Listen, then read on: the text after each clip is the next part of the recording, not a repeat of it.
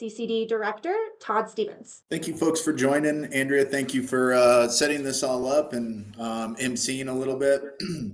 My name is Todd Stevens. I'm the Director of the Cannabis Control Division of New Mexico. I've been in this role for a little less than 90 days and just excited to be here. I have 10 years of adult use cannabis experience.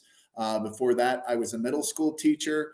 My in-laws have been in New Mexico area for about 10 years. So we've been visiting with my family for quite some time now. And my family is just so happy to be here. I'm excited to serve the folks of New Mexico as well as our licensees. And I think this is one of the first steps we're taking to really reach out to the community, the licensees, to pick up this InvestiNM again and help our licensees navigate the compliance landscape as well as applications. So I look forward to working with the licensees, the public, and making this cannabis industry one of the ones in the country that folks look to as more and more states enter into the adult use cannabis market. So without further ado, I'm going to introduce Melise Peterson from the city of Albuquerque, and she is going to take it away.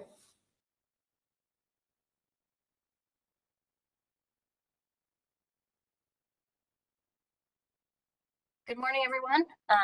My name is Melise Peterson. I'm with City of Albuquerque Environmental Health Department. I'm a supervisor with the Consumer Health Protection Division, which regulates the sale of food within City of Albuquerque limits. So the first thing to know is who needs a permit. And so when it comes to cannabis, any sale of edible cannabis products requires a permit from our office, even if it's just a retail prepackaged. So similarly, we regulate grocery stores that do retail prepackaged. We'll also regulate cannabis facilities that do retail prepackaged only. So we have a few different types of permits. We have retail, which is again just what we discussed. Retail medical is also lumped into that. Our retail cannabis plus covers anybody who's going to have a consumption area on site. And then food processors, so if you're actually making edible products, you would have that permit. And then food service establishments is one that we haven't given out yet, but we made this permit for the instance that we have a food service establishment that pops up. So your operation may require multiple permits from our office, depending on what you're doing. So if you're processing and you have a retail shop, and you also want to make, infused coffee, that would be a multiple permit operation. As well, if you're doing, regular non-infused coffee and infused coffee, then you just tacked on an additional permit to your business.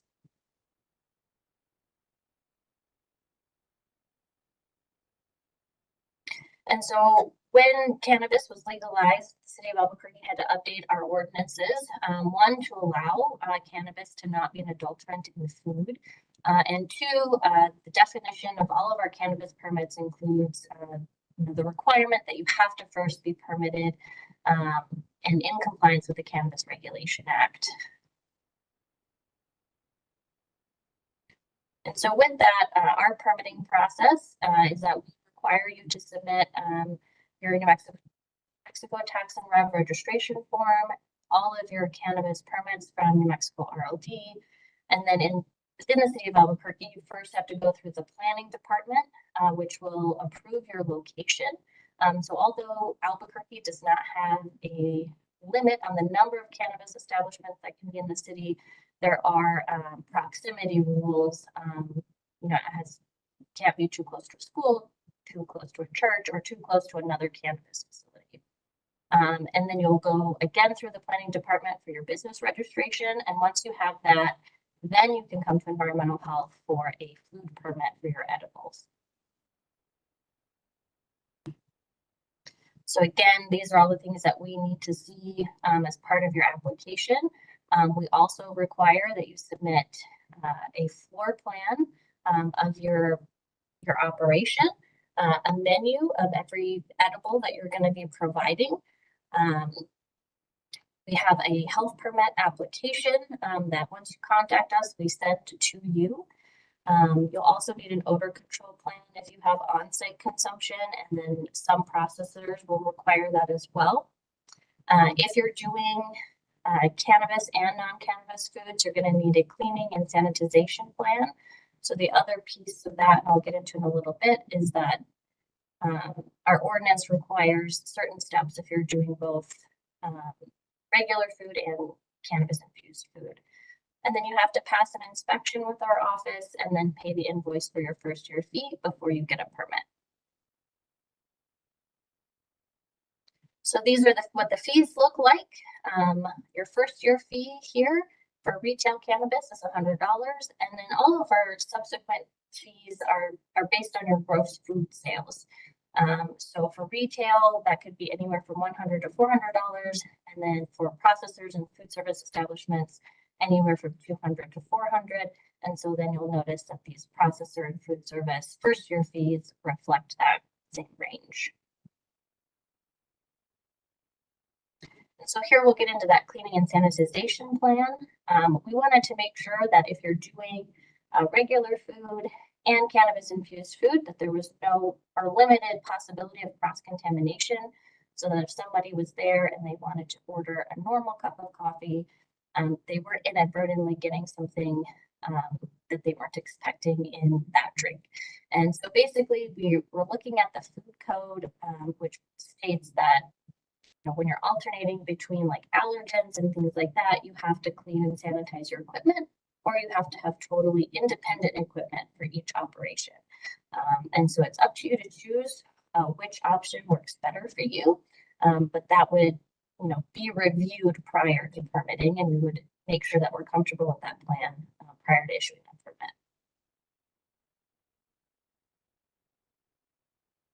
So last year we started actually doing enforcement. We had been giving permits for quite a while. And so far we have 126 total cannabis permits within the city of Albuquerque limits. We've started doing inspections now, and we have done 68 of those to date. These inspections are focused on food safety. So a retail inspection is going to be pretty quick and painless for you all. It's just making sure that the food isn't getting dripped on or opened, or there's no rodent issues, anything like that occurring. And then anything that we might see THC related, we're going to go ahead and refer to RLDs for follow-up. So that's not something that we're actively enforcing when we're there in your shop. Just some common violations that we've seen. This is just the improper storage. Keeping boxes of food on the floor is not allowed. You have to keep that 6 inches off of the ground. And then cleaning procedures. I know that in cannabis processing, alcohol is used a lot to remove any cannabis residues from your equipment. That does not count as a sanitization for food safety. You have to have a wash, rinse, sanitize step for all of your equipment used with food. There are only certain chemicals that are allowed for that. So typically we're looking at bleach, quaternary solutions, or iodine solutions. Those are all acceptable. And the food code would specify your concentrations and things like that you would need. The other major thing that we've seen is unapproved products.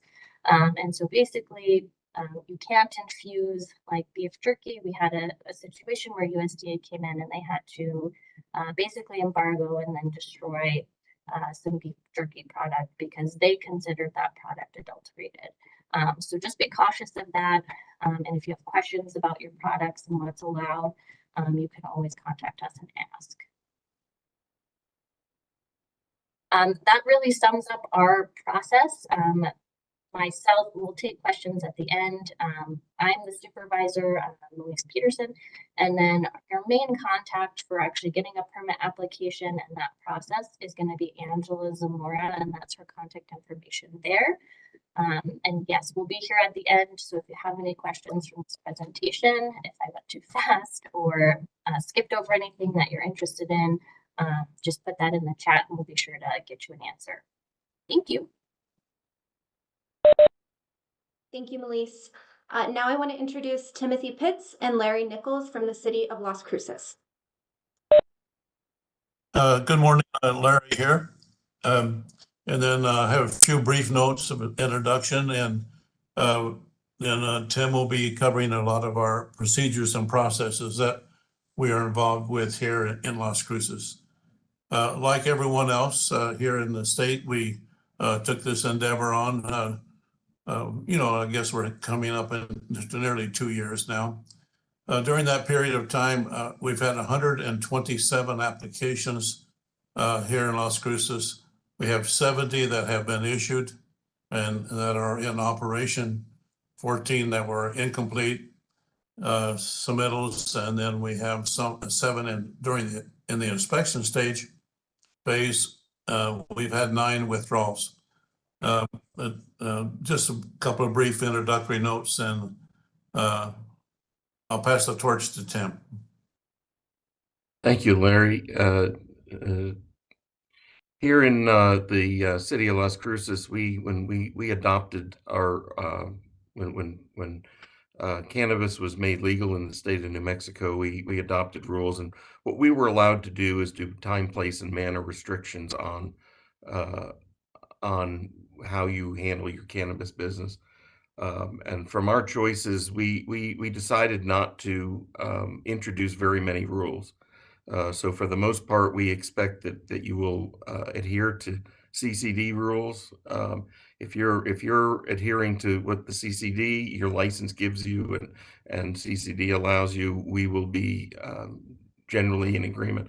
The only issue that we did have when we were introduced with evidence on cannabis and schools was we did go to the state maximum of 300 feet buffers for daycares and schools. And then we also added that buffer for residential zoning, or for single family residential zoning, and for other retailers. And the idea there was just to, in case there was a problem, we had a way out to say, no, that's too close to something, or we're getting too much of a concentration. But everything has a way of being allowed. We find a lot of cannabis facilities wanting to locate in areas that are near residential. And so if they do, they will just have to do a special use permit.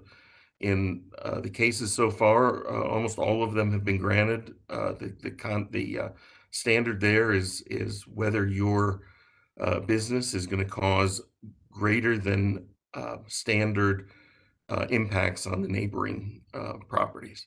So what we find is that for the most part they don't. But if you're going to have a heavy odor, if you were going to have be right next to a school bus stop or something, we would probably.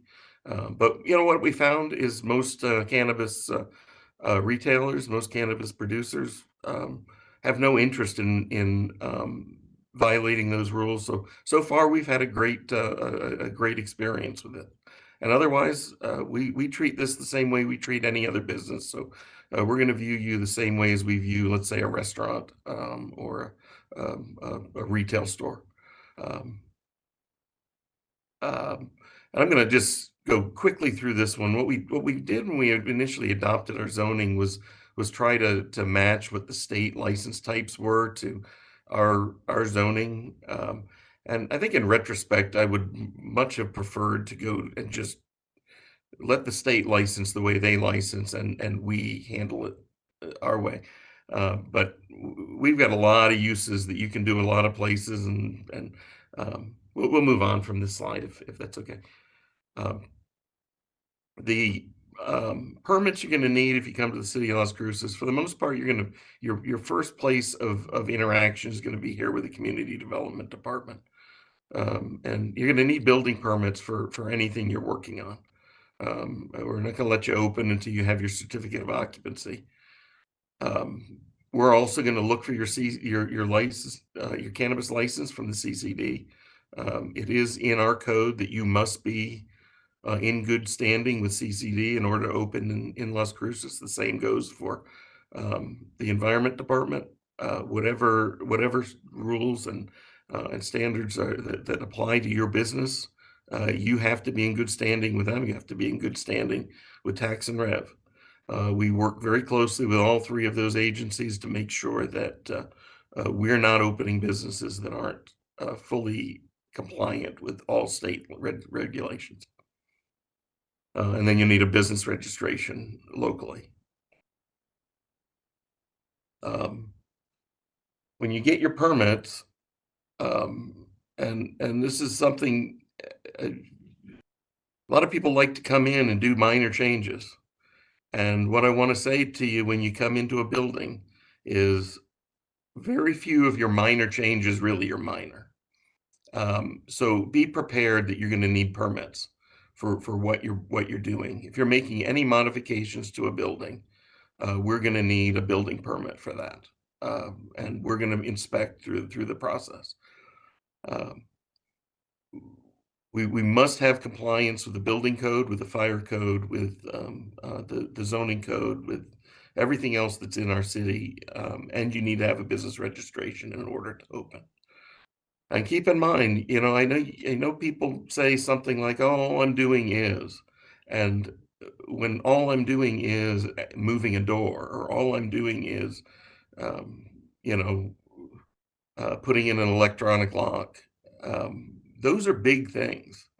They're not just all I'm doing. There's big implications in the code on those.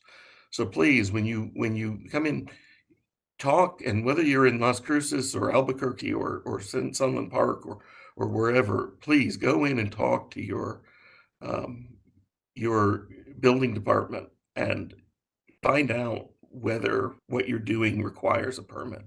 'Cause it's easy to fix on the front end. It's hard to fix on the back end. And then keep in mind, this is you're gonna need to have contractors and design professionals. These are commercial facilities you're building. They require that level. That's New Mexico law, and I assume Martine will talk a little bit more about that. And then keep in mind that single family dwellings are not commercial facilities. If you're going to put commercial activity in a single family dwelling, you're going to need to bring it into full compliance with commercial code. Um, all right. Just quickly through this one, the reason I put this slide on here, depending on what you're doing, you're going to have a lot of different categories that you might fall into, and a lot of different code you have to meet. So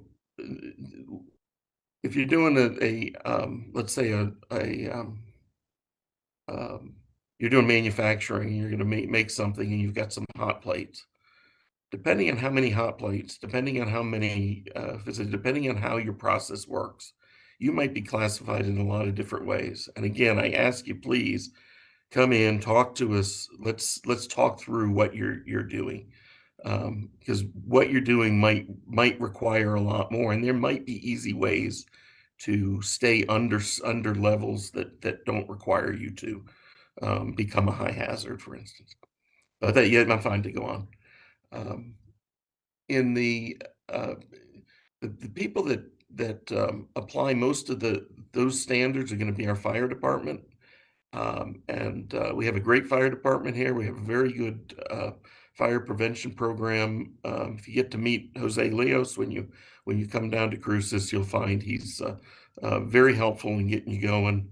But please, we have a commitment to work with businesses, but we need to work with you. And so we're going to want to talk to you, prior to the license being issued, during the inspection process. And if something happens, we want to talk about what can we do to move forward. Okay. Because we had such a large group of people wanting to open up cannabis facilities, we created what we call the development questions and answers for small businesses meeting. It really started off as a cannabis questions and answers for new cannabis entrepreneurs. We meet every Wednesday afternoon. It's an open meeting.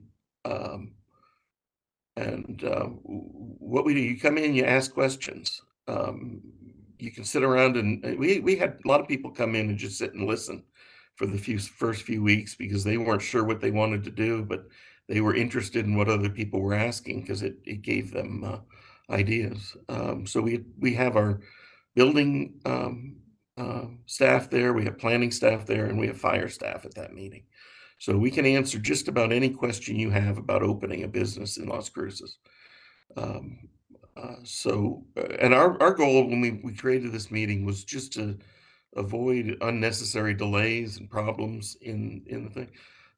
What ended up happening, and it was kind of a pretty neat thing, is the cannabis entrepreneurs got to know each other in those meetings and got to work together, and taught each other things. And a lot of the time it would turn into a meeting that was about, um, how do I put together a business plan? It wasn't really about development. It was about their businesses. And to us, that was a great result. I think we really created a group, and Larry gave you the numbers. We have quite a few people out there. And so if you come to Cruces, please attend our meeting and ask any questions you have. And then I'll just finish off with a couple of comments, a couple of observations, I guess. We treat cannabis like anything else. We do not put separate rules on to cannabis that are we even in the zoning, we tried to make it similar to some other type of use. Um, um, but keep in mind that every business has to deal with this, that there's processes and there are rules, and every agency, and you need to make sure you're following them. We don't really enforce CCD rules, but it's in our code that you must follow them. So make sure that you're getting your proper licenses. Make sure you're going to, if you're going to do edibles, that you're going to the health department and making sure that you've done that. And we're going to check it, but we can't. We're the regulatory body. It's our job to make sure everybody's safe. It's our job to make sure that when a member of the public walks into your retail store, that person can be confident they're going into a safe and sanitary environment. And that's what we're trying to regulate. Um, um, you're gonna need professionals. You're gonna need architects. You need attorneys. You need engineers. You need contractors. We are going to do the best we can to help you, and in a lot of cases we have helped people very much, but we can't act in those capacities. We can only give you answers to questions. We can't give you direct advice. And I'll leave off at that, and we'll wait for questions at the end. Thank you, Larry and Tim. Now I want to introduce Roger Casados of the Taxation and Revenue Department. Good morning, everybody. I'm Roger Casados in New Mexico Taxation Revenue. I'm a management analyst with the Tax and Information Policy, and today I'll be talking to you about taxation of cannabis sales. So the taxation of cannabis sales, what kind of taxes apply to the sales of cannabis? And also what kind of sales are subject to taxation? Not all sales, it's typically going to be retail sales, just like your gross receipts tax, very similar. And next, we're going to also talk about what are the business responsibilities for being compliant with your cannabis taxes in New Mexico, because it's not just the retailers who have to be compliant, it'll also be the other levels of the cannabis industry, like producers or manufacturers or wholesalers. They're not getting taxed, but they will be required to report on their GRT those wholesale transactions where they won't be taxed, will be fully deductible, but those are required to be reported in New Mexico. So which taxes do apply? What are the taxes applicable in cannabis sales? Again, there's two. There's a cannabis excise tax and there's a gross receipts tax. This is very similar to like liquor, tobacco, and those other sorts of taxes where they get double taxed with an excise and a gross receipts tax. And the first tax is the cannabis excise tax, which is specifically for cannabis excise. It's a 12% on the sales of the product, and it's going to be 12% until 2025, and then it goes up 1% per year every July after that, till 18%, I think, in 2030 will be the final cannabis excise tax rate. Now gross receipts, the other tax that'll be paid on cannabis, that's different. There's a state rate and a local option rate, and that does vary depending on local option. The current state rate is 4.875%. Then every county and municipality adds an additional rate that gets charged for GRT. And both what these two taxes do have in common is they use destination-based sourcing. So you're going to be reporting. You're going to have to report which location that your receipts come from. And there are some very simple rules on destination-based sourcing that will go through that apply to both cannabis excise tax and gross receipts tax. So, and the purpose of it is it determines who gets the benefit of the tax revenue. So, the state, when we do collect this money, we can return this money to the municipalities, their portion to the municipalities or counties where this revenue was generated from. And so that's why it's essential. So, and the way it essentially works is there's location codes, and they're both the same. And those location codes will be used for the cannabis excise tax account and also for the gross receipts tax account. They use the same sort of method. And then for sales subject to taxation, one thing that often comes up in cannabis taxation are medical sales. Are they taxable? No, they are not taxable, but they are required to be reported. Just like prescription drugs are required to be reported, medical cannabis is now considered like a prescription drug. But please make sure that the purchaser does present a medical registration identification card. But again, not taxable, but do need to report it just on GRT. Won't need a cannabis excise tax account for your medical sales. Often you'll have a business will have them because they do medical sales and adult use recreational sales. So they'll just make sure their medical sales get reported but not taxed by taking a full deduction. And let's see, the next sales subject. Now there's a cannabis sales on the way the retail sales works. It's the final sales to consumers. And that's where the taxation is collected. They're the ones that'll be paying the tax. So just like gross receipts tax, when they make a cannabis sale to a final consumer, that is when there'll be the taxation point where they'll be paying the tax to the state. Now, the other businesses that are out there, like manufacturers, retailers, manufacturers, wholesalers, and producers, they will go ahead and be reporting just on their GRT to take a full deduction. And there are different, and it just does allow us to get the necessary economic data. Now, the amount subject to cannabis taxation. It's just on the price paid. So a very simple example here is, let's say that it's $100 for the product of the price paid. It's going to be 12% because that's a current cannabis excise tax rate. So the tax collected will be $12. For gross receipts, it'll be a little different because again, the rates vary. And I'll run through an example. Next is, if you go to the next slide. So an example here is sale occurs when a customer receives a product at a business location. This is an example of a destination-based sourcing, like how you source it. They go into a dispensary, buy some cannabis. Let's say they're going to go to Sandoval County and they're going to pay $100 for this cannabis. The cannabis excise tax will be 12% on the price paid. So it's very simple, 12% on $100 is $12. And then the gross receipts tax in this example, 5% this is an older state rate, but for simplicity's sake, I'm going to use it. It's currently 4.875%, but the former rate was 5% the state rate. The Sandoval County local rate was 1.25%, which gives you a total GRT rate of 6.25%. And so what you do is it's going to be 6.25% on the $100. And that's the GRT tax collected.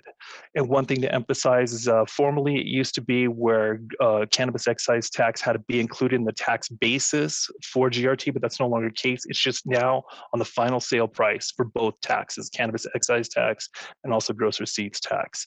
And a little bit about the distribution of cannabis excise tax. I mean, we know Sandoval County, they're going to get their 1.25, their $1.25 from this transaction distributed back to them. But for the cannabis excise tax money collected, they're going to get a third of it back. So the $12 that was paid, they're going to get $4 of this tax back to Sandoval County. And then just to give you another example of destination-based sourcing, this is like a career example. It's just, what if the cannabis product is delivered to a different location from the dispensary? So let's say it's going to be the location. Let's say the dispensary is located in Sandoval County, and they're going to deliver a product to Bernalillo County. It's going to be the same calculations. It's going to be 12% on the $100 of the final product sale. And again, but the third of the cannabis excise tax at $4, it needs to be distributed to Bernalillo. And so that's why the Bernalillo will be the reporting location. Because again, with destination-based sourcing, it's going to be where the product is actually received, delivered to, or received, exchanged hands. And just to run over the GRT example for Bernalillo, okay, the way GRT tax will be calculated in the sense because Bernalillo has a different rate from Sandoval, is it will be 5% the standard state rate, and that's the old state rate, but the Bernalillo County rate is 1.625%, which gives you a total GRT rate of 6.625% times $100. So the total tax collected will probably be $6.63 collected on that. And again, this revenue will get distributed back to Bernalillo County, the $1.63 probably. And just to reiterate the taxing again and how it works, currently it's 12%, but on July 1st, 2025, it will rise 1% and then go up 1% every year after that, up to 18%. There is no local options, but the local governments will get the share of the tax. It's 1/3. 1/3 is of the revenue that will get redistributed back to wherever the destination source, wherever the destination-based sourcing says the revenue should go. So it is important. So, and for gross receipts tax, that's different. It's whatever the local options that were ordinances that were passed by the cities or counties they'll get that revenue back, whatever they pass. It varies greatly throughout the state. And further on this in the slide, I'll show you a great place where if you want to know the local rates, where you can look this up. And let's see, so a little bit more about local option gross receipts tax. Most retail sales will be sourced at the retail location where the purchase is made. They're going to buy in the dispensary. It's going to be sourced to wherever that dispensary is located. That's probably going to cover most transactions. But we do know Cannabis Control Division is licensing couriers. So again, it's rather common sense. Destination-based source, it's going to be where the delivery is finally made. So like in a previous example, is delivered to Bernalillo, you're going to report Bernalillo as a location code for your gross receipts tax. And again, just to go about wholesales and medical sales, they're not taxed. We're not going to be collecting tax, but they do need to report on this gross receipts tax return. The department will help you register with that. And let's see. And now about the cannabis excise tax again. There is no local option for cannabis excise tax. It's just a standard state rate where we distribute 1/3 back to the municipalities.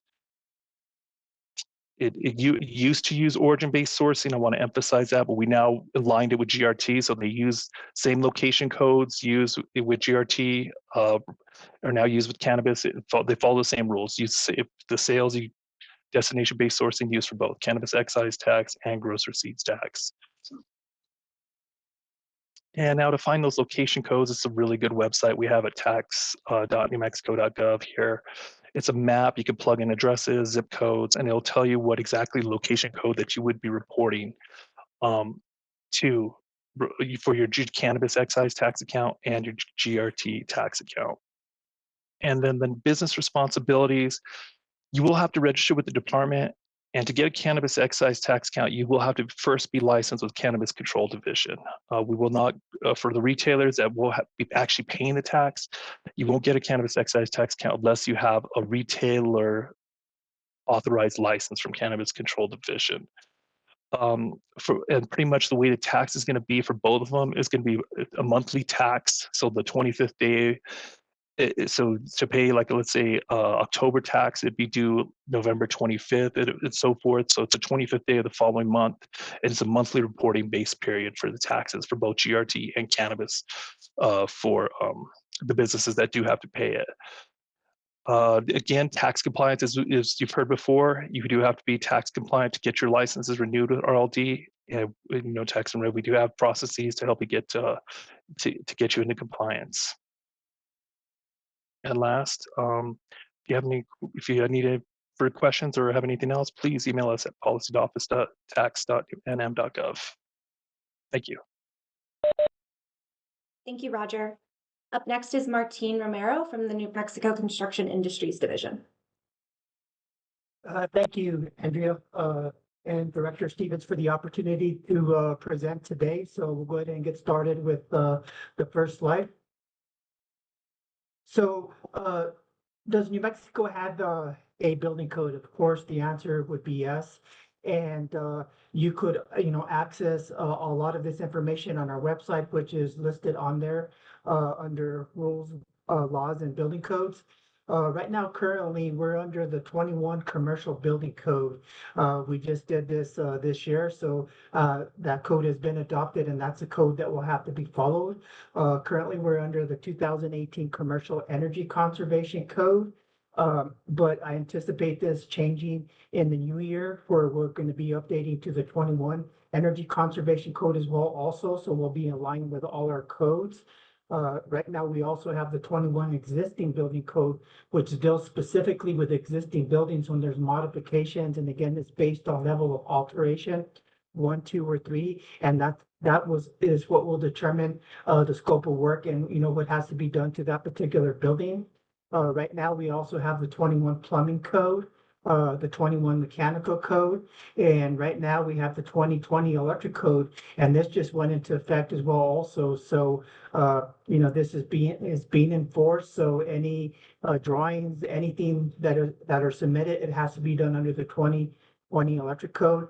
And then, of course, we also have modular buildings under 14.67, and I have seen quite a few modular buildings for cannabis where buildings have been brought in and they've been used for cannabis production. And then of course we have the New Mexico Liquefied Petroleum Gas Standard 19.15.440 under the New Mexico Administrative Code. Before we get to the next slide, I just want to kind of highlight something.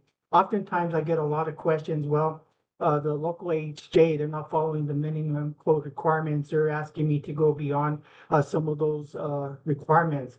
Well, they actually have the authority to do so under 14.5.1, Title 14 of the New Mexico Administrative Code. The AHJ may enact ordinances that are stricter than the state adopted minimum codes. So again, if it's done through ordinance, they can be more stringent than what these minimum building code requirements are. Next slide. So what types of commercial cannabis business are permitted? Of course, related to indoor commercial cultivation, manufacturing, distribution, laboratory, testing of cannabis, and the sale of cannabis products. So to be able to, get in there and, do this scope of work, of course, it requires a license. That license requirement is going to be a GB98 to do the scope of work. And of course, for plumbing mechanical, it's going to be a MM98. Electrical is going to be a EE98. Oftentimes I get a lot of calls. Can somebody with a GB2 do this work? It's not that much. I'm just moving a door. No, it has to be a commercial contractor, because anytime you do anything to the footprint of that structure, we have to ensure that it's code compliant. It requires drawings. You're going to have to get an architect to make sure that that's all complied with. One of the other things I want to highlight is oftentimes, especially in rural areas, you want to verify that your contractor is licensed. And on our website, there's a link on there where you can verify any contractor, whether it's a general contractor, plumbing contractor, mechanical, electrical. You can verify this individual is licensed or not before you hire them. I highly suggest that that's done before any transaction or any money is exchanged. Make sure that these individuals are licensed for this scope of work. So the other thing I got here is how long does it take to get a building permit? The response is 14 business days, but our people are really good. To be honest with you, we get a lot of this stuff out within a week or less, but I don't foresee anything going longer than 14 days for any type of building permit to be issued. Also on the general building code related questions, which would be to myself or any of the other trade bureau chiefs, expect, in 2 to 3 days. I try to return all my calls the same day. Sometimes it's the next day, but we try to get these responses quickly. And I just wanted to highlight one other thing too, under what types of commercial cannabis business are permitted. I want to highlight on LP gas extractions, whether conducted indoors or outdoors, must be inspected and a permit issued by the LP Bureau prior to the installation and use of any equipment. So again, this is very important. The permit must be issued, must be inspected before the use of any type of extraction equipment is utilized. It has to be inspected before any of that is done. Next slide. On this area, I just really want to just highlight under the existing building code, and I get this question asked a lot, especially from a lot of AHJs, other municipalities out there. If you have an existing building code, again, this is not going to be subject to the approval of the building official. The use of occupancy of an existing building shall be permitted to be changed, and the building is allowed to be occupied for purposes in other groups without conforming to all of the requirements of the code for those groups, provided that the new or proposed use is less hazardous based on the life and fire risk than the existing use. So that is in the existing building code, and oftentimes architects bring that up, but again, it's at the discretion of the building official if they'll allow you to utilize that building, or if there's or advise you if something has to be changed in that building or not. Certificate of occupancy. In order to issue a certificate of occupancy, a permit has to have been issued. I get a lot of calls. Well, I just need a certificate of occupancy. I could write them out all day long. However, if it doesn't have a permit number attached to it, the certificate doesn't mean anything. Therefore, to acquire a certificate of occupancy, you have to have drawings. You have to have a contractor that applies for a permit. And once that permit has been issued, then we send an inspector out there to take a look to see if there's any life safety issues. And again, it's good. The certificate of occupancy will be contingent on that drawing that's issued by that architect for whatever that occupancy is. Next slide. And if you need to reach out to anybody right now, currently our acting superintendent is Clay Bailey. That's his email. Of course, myself, I'm the CBO and General Construction Bureau Chief for CID, and my email and direct number is on there as well also. And we got Tamara Kirkendall. She's our Plumbing Mechanical Trade Bureau Chief, and her email's on there as well also. And of course, James Morrison, LP Gas Bureau Chief. If you're doing extraction, highly recommend that you reach out to James to ask any questions, to fix any issues that may arise, fix them on the front end rather on the back end. I highly recommend that you reach out to James to fix any issues that you might have. So with that said, I'll wait till the end to see if there's any questions that are asked of me. And again, Director Stevens and Andrea, thank you for today. Thank you, Martin. Next, we have Joshua Wilson, who's a state fire inspector with the State Fire Marshal's Office. Good morning, everyone. To kind of tie in with everybody else, again, my name is Josh with New Mexico State Fire Marshal's Office. Specifically, I'm from the Code Enforcement Bureau. There's a few different bureaus, but we are in charge of basically enforcing the fire code for businesses, different facilities, etc. But to get into a little bit more about us, so what exactly do we do? Well, basically, again, we're in charge of forcing the code throughout the state at a state level. You may actually have jurisdictions that have their own fire marshal that have what's known as an MOU with us. So basically a contract. So basically they're handling their own city, their own town, etc. But again, we'll work with people. We go into buildings, we do fire inspections. We actually kind of tie in with CID. I'll talk about that in the next slide. But we can go ahead and move to the next slide, actually. So again, right now we're enforcing IFC 2021. That's known as International Fire Code 2021, which kind of goes again hand in hand with CID's building construction code as well. So when we talk about building inspections, right, similar to CID, we want to know what's its classification, which again comes from CID, so we work hand in hand with them. Is it just a mercantile? Are you guys just selling cannabis there? Are you guys doing extraction? Is it, or just a simple greenhouse, maybe a U? Those types of things will, depending on what you're doing, trigger different fire code requirements. Along with that, with the annual inspections, we check for basically to see what the certificate of occupancy is, as well as occupant load, and again, general things, electrical items, but it varies again based on what you're doing inside that facility.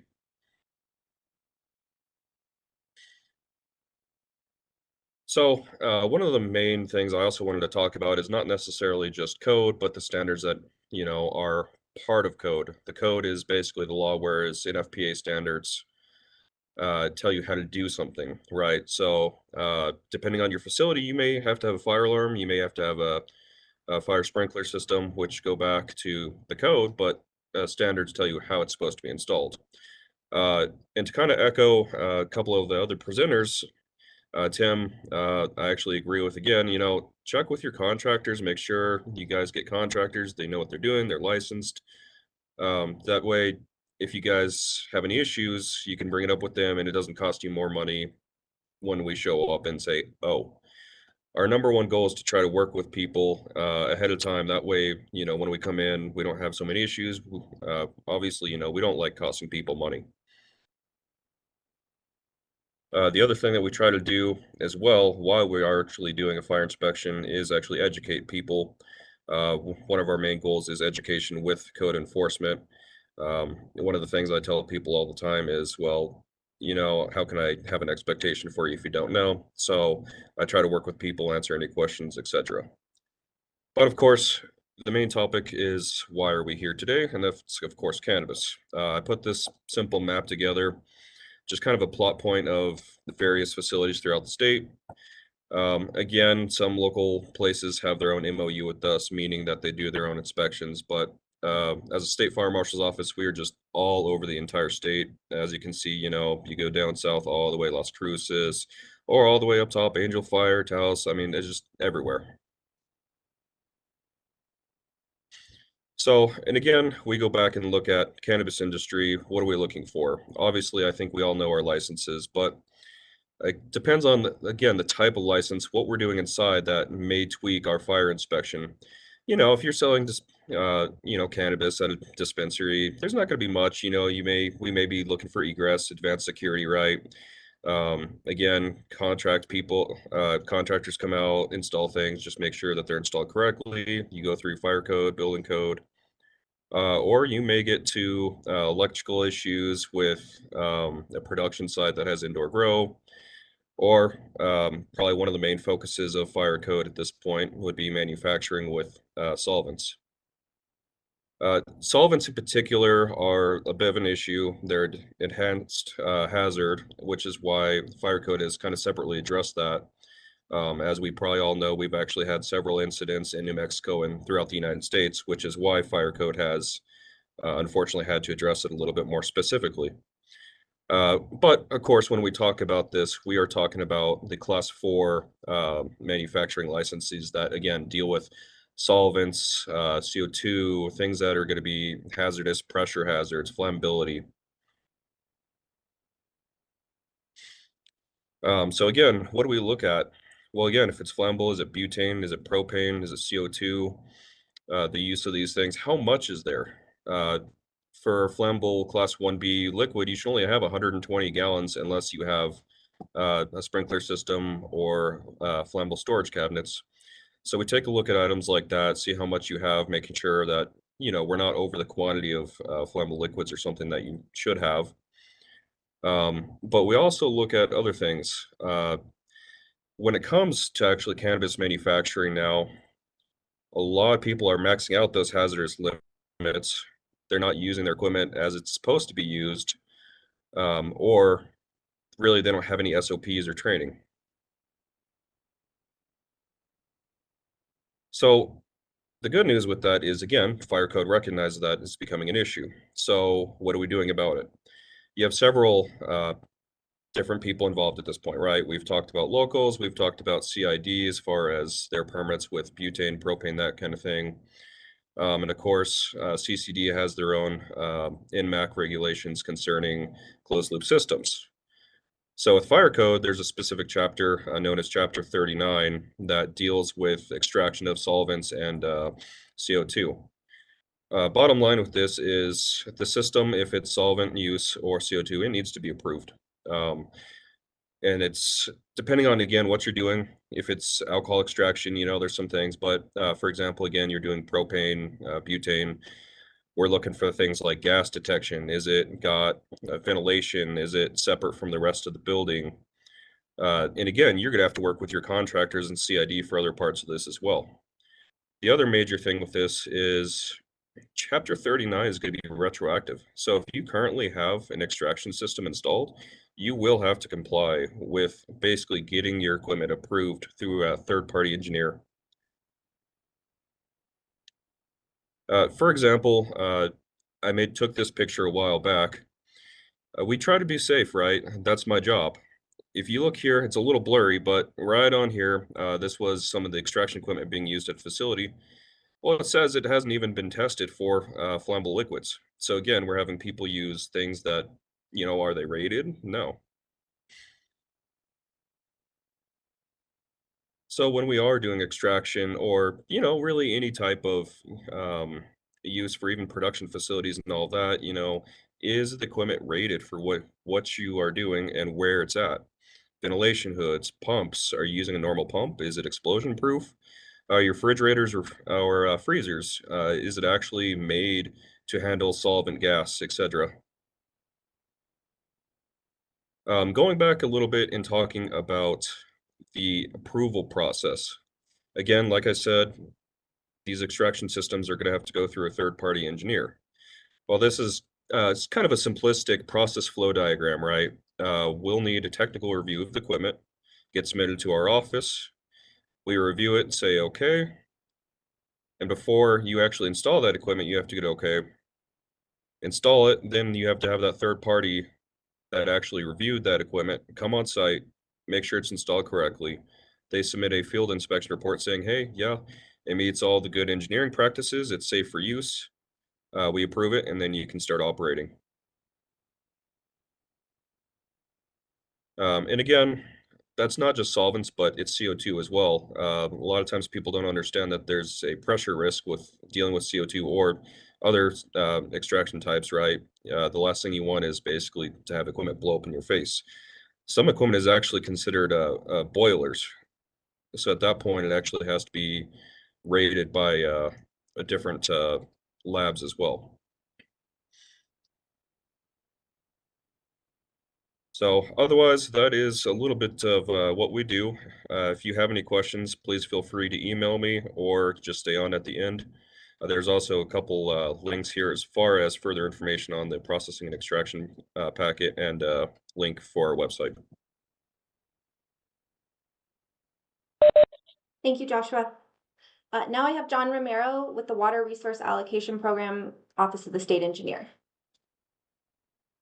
Good morning, everyone. My name is John Romero. As she said, with the Office of the State Engineer, I'm the Water Resource Allocation Program Director. I know that's a lot, and the Water Rights Director. So today I'll be covering water use in New Mexico as it applies to cannabis growers. So all water use requires a valid permit from the Office of the State Engineer, whether it's surface or groundwater. Any use needs a permit. Water rights may be acquired, purchased, or conveyed and transferred with a permit, and they are a private property right. You may not need water rights, and I'll talk about this later, if you're going to go through, let's say, the City of Las Cruces, City of Albuquerque, or the Albuquerque Authority, or City of Santa Fe, Las Vegas. You get your water from there if you're within the city limits, and we don't even see those. But I want to state that the presence of water via, let's say, a stream, a river, an acequia running through your property doesn't mean you have a water right. It also, let's say you have a well on your property and you want to use that well, you need to check with us to see if that well is properly permitted. So just the existence of those items on your property, don't assume you have a water right. Next slide, please. So commercial cannabis growth. Cannabis producers must acquire valid irrigation water rights for outdoor cultivation. And if you're going to do it indoor, it needs to be configured for commercial. So you got to make sure that's how you configure the water rights, or if you go purchase a water right, make sure it's configured correctly. So if you acquire a water right, let's say, and it's maybe a surface water right, you need to convert it to commercial use if you're going to use it indoors. If you're going to use it outdoors, you can just use it normally, because most surface water is already configured, or the purpose of use is for irrigation or ag. And if you're going to be transferring or moving a water right, let's say you buy a water right from somebody, you're going to move it to a well that you own, you need to make sure you file a permit with the Office of the State Engineer. And I'll talk about the time period. It takes a while. It doesn't just happen, you walk in and walk out. There's a lot of stuff that comes with that, like you have to advertise in the newspaper, and it's that alone is a 70-day period. So there's a lot of planning that needs to be done with this. And if you do file a permit, if you have to file a permit to configure your water rights for your grow, it'll require a meter installation, and that meter installation will require permit reporting, and that could be either quarterly or it could be annually, and in some cases monthly. Next slide. So domestic wells, that would fall under groundwater. So like I said earlier, the state engineer's office, we administer all surface and groundwater in New Mexico. So any use of water needs a permit. So if you have a domestic well, and that's under groundwater, and those are wells permitted under the statute 72-12-1. Those wells are for household use only, and they may not be used to grow commercial crops, including cannabis. Any commercial crops, you can't use a domestic well for that.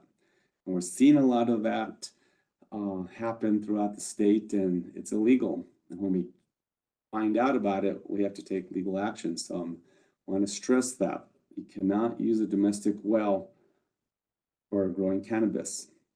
So I even first two bullets, I want to make it a point on that. Also, mutual domestic water consumer associations, those are usually in the rural areas. You can't use water from those entities or those water suppliers for growing cannabis. Just in the title, it says mutual domestic water consumers. It's not for commercial uses. But there is a but. Let's say you own a domestic well. You can apply to transfer water rights to that valid water rights to that domestic well. And that requires a permit through the office, and that takes 8 to 12 months sometimes. So surface water. Surface water includes rivers, streams, creeks, acequias, ditches, and springs, okay? Now you must have a valid water right or permit to divert surface water as well as groundwater. Surface water may be transferred by making application to the Office of the State Engineer. Most surface water is not permitted for commercial use, and I mentioned that earlier. It's just surface water is when they flood irrigate a piece of land, so it's usually the purpose of use of that surface water is usually ag use or irrigation. So if you find a surface water right and you want to transfer it into a well, or you want to use it for growing, you have to change the purpose of use and add commercial to it, and that requires a permit. And that's a big thing that's been coming up. We've seen some people think they own a water right, but they may own a water right, but it's not configured correctly. So you need to check with our office, and I'll have a list of the 7 district offices, depending where your water right is located. It's one of the next slides. That's where you go to confirm your water rights.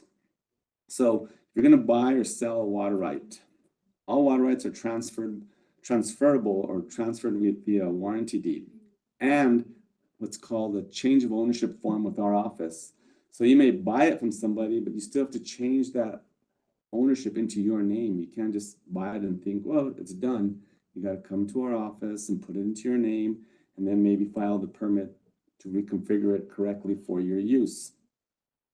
All water rights are specific to a place of use. That's where you're going to irrigate and a point of diversion. The point of diversion could be the well itself, or where you pull the water off of the river or the acequia or the ditch. Be sure and research the water rights prior to making a purchase. A lot of times we see somebody, they come in, they say they bought a water right and water right wasn't even valid. It never existed, or somebody sold something that was already sold prior to somebody else. So you got to be very, very careful and do your research, do your due diligence, because we see it happen a lot and we feel bad for these individuals, but if they didn't do the research on this.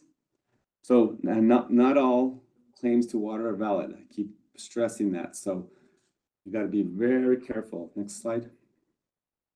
So if you do have to file an application to move a water right, a valid water right, or change the purpose of use to, let's say, commercial, if you're going to be doing it indoors or in a greenhouse, there's you got to be aware of the timeline for transferring of these water rights. So currently we have a backlog of applications. These are other applications for everything under the sun, non-cannabis of about 500. So you see where you're going to get in the queue. We receive applications and we evaluate them in the way they were received in the order. So you're already coming in behind 500 other applications, and this is statewide. Some areas of the state aren't as busy, but that's a number that we've been pretty consistent for the last few years. And the average processing time for these applications is 8 to 10 months.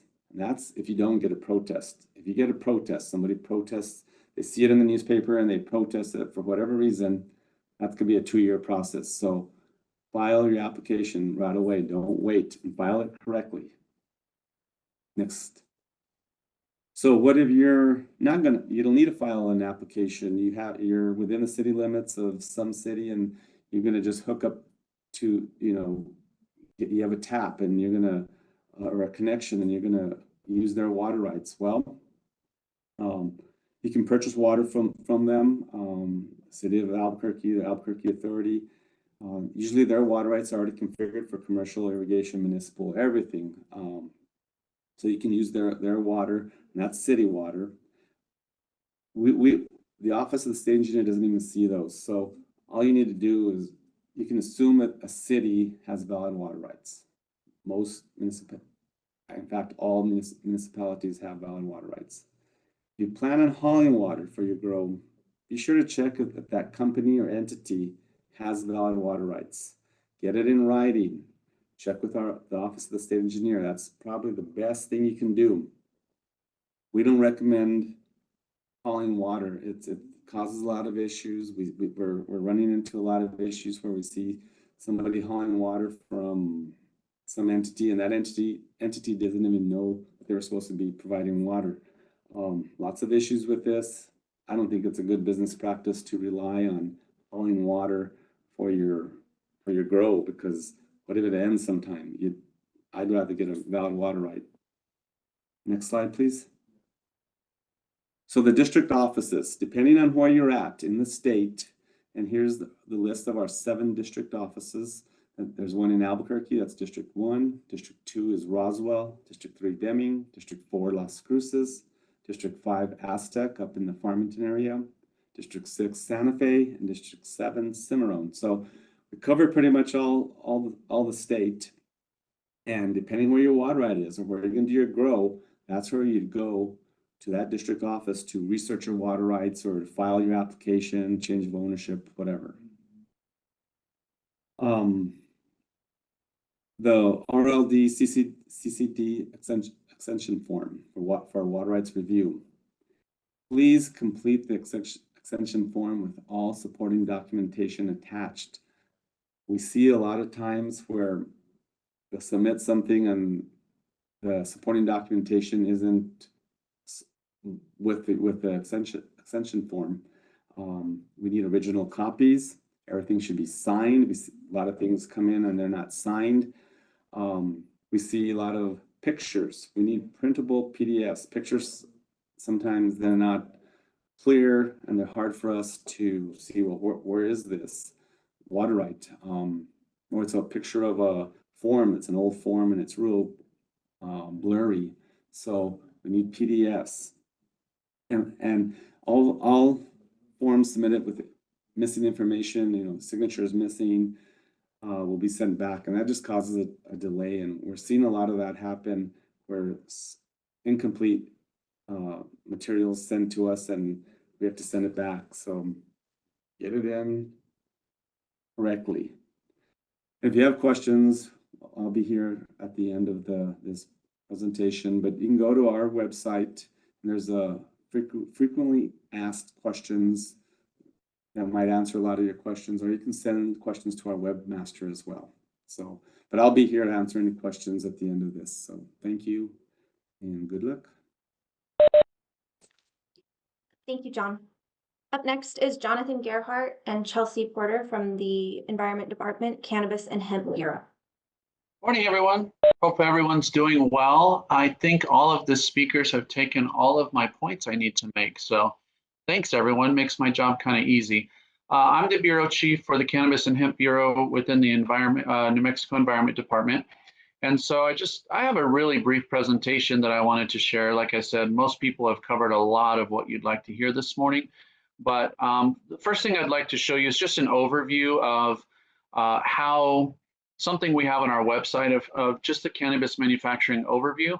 And so you can see here that RLD, and I think this will be covered and has been covered by most people already, handles everything in the green, and then either the Cannabis and Hemp Bureau, the City of Albuquerque, or the Bernalillo County are also involved in the edible manufacturing portion of the industry. And so we give some examples of what edibles are, what we consider edibles, and so that's one of the biggest questions we get is what's an edible? So we tried to give some of our most common things that we've seen as what we consider edibles.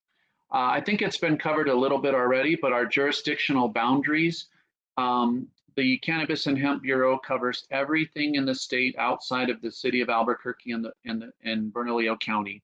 And what we mean by covers everything else is that if you are doing edibles, you are required to have a food permit on top of your RLD license. I think we've established that today. And so if you're outside the City of Albuquerque or Bernalillo County, you would be talking to our bureau, and we would be working with you to get you permitted, your food permit, and then you'd go on to get your RLD license. If you'll back up just one real quick, if you have questions about determining your permitting agency, you're more than welcome to call us, and I'm going to put our contact information at the end. One of the other big questions we get most often is, am I in your jurisdiction? Because I'm in or around Albuquerque, or I'm in or around Bernalillo County. How do I know who to go to? Would be glad to help you with that. Thank you. The permitting process for us is pretty simple, but can be lengthy. And so I'm going to talk about what actually, just briefly talk about what lengthens the process to get permitted. But essentially, you would submit a complete application to our bureau. You can do that either electronically or in hard copy. Here in Albuquerque is where our office is. We review that, and there's not a single application we receive that we don't have quite a few more questions or need more information. So we would turn that around fairly quickly. It is often less than 2 weeks that we can turn around a full application. And then as you provide that information to us and answer those questions, then we're able to move from reviewing the application to approving the application. And from there, we do an on-site inspection for you to be approved to open. At that time, you would pay us the initial permit fee, which is $200 a year. And then again, that's an annual permit. So the renewal would happen once a year, every year that you're open, for a grand total of a whopping $200. So I think that's good for you all in the industry as far as permit pricing goes from the Environment Department at this time. After we approve you to open and we receive your payment and we issue your permit, we'll conduct what we call an initial operational inspection within 30 days. And that's when we come back and we actually watch you and your facility operating and do kind of an operational inspection. And then after that point, we will inspect each facility at least annually, what we call routine or annual inspections. And those can be more frequent, up to every 6 months, depending on the type of products you do, the processes you follow, and of course, any product complaints we may receive concerning your facility. A few permitting process issues we just wanted to cover real briefly. The biggest one that slows down the process with us is submitting incomplete applications. And I will be honest with you, our application is very demanding. It's pretty long. It asks for very specific and detailed information, but we do all that so that once we have that, the process goes quickly. And then from that point on, if you add a new product, you change a process of how you make a product, you'd be required to submit those new products or changes to us. And at that point, we turn those around within days because you know what's expected and we get exactly what we need for new products and process changes. Another big issue that we have is people that have submitted applications to us and we've requested more information, not responding to us in a timely manner. We have people that would go weeks without responding to us and then question us as to why the process is taking so long. And honestly, it's because we haven't heard from you in 3.5 weeks. So that's one of our biggest issues in processing our applications quickly. And then the last thing that is kind of new, seems to be a bit new to the cannabis industry, at least the ones that we've been working with, is this idea of a process authority. So if you're doing an acidified food, which is a food that would be that you'd add things to like citric acid or lemon or lime juice that would lower the pH of that product to make it shelf stable, we do require that you take that to a process authority to get the process verified before we can allow accept the what we call an operational plan for you to produce that product. And so just be aware that if you're doing any type of lowering pH using some other ingredient, that we would want to talk to you immediately about that, so that as you're completing your application, we've already connected you with a couple of process authority options, and you can get those products working through the process authority as we're working on your permit. And then finally, I just wanted to provide a couple helpful links and contact information. I'm not sure if the presentations, I'm sorry if I missed that, will be shared, but we can leave this up for just a moment here. But this is our website, our email, and our office. The website is very limited, but that's where you can find the current application. Also, if you are in the hemp industry or in partly going into the hemp industry, concurrently with going into the cannabis industry, that website would cover everything that we do statewide with hemp extraction and manufacturing. Thank you very much. Thank you, Jonathan. Now we have Robert Genoway from the Occupational Health and Safety Bureau. Good morning. I'm Bob Genoway, the state's OSHA Bureau Chief. And I'm going to talk a little bit about OSHA in the cannabis industry today. OSHA, and if we could go ahead, and I got a little video I'm going to show here, and I'll talk as we're watching the video about what we do. OSHA's purpose is to make sure that workplaces are safe for employees. We regulate workplaces across the state in virtually every industry. So if you are an employer and you have even one employee, you're required to comply with OSHA statute and regulations. That includes, of course, the cannabis industry. We regulate and make sure that workplaces are safe by using a number of different tools. Our program consists of an enforcement section that has inspectors, compliance officers that inspect facilities across the state for compliance with OSHA rules. We have a whistleblower investigations program where if an employee believes they've been retaliated against for raising safety concerns in the workplace, we'll investigate those allegations. We have a labor statistics program that collects injury, illness, fatality data. And we have an assistance program that provides assistance to employers either one-on-one through an on-site consultation program or through industry associations, labor groups, and so forth. The video that you're watching here is from a 2015 accident that occurred at a medical cannabis facility in the state. As you watch this video, I think, and some of you may have seen this video before. It makes a point that even if you have a closed loop process in place that's been approved. Now, this is an older system, and thankfully things have come a long ways since this time.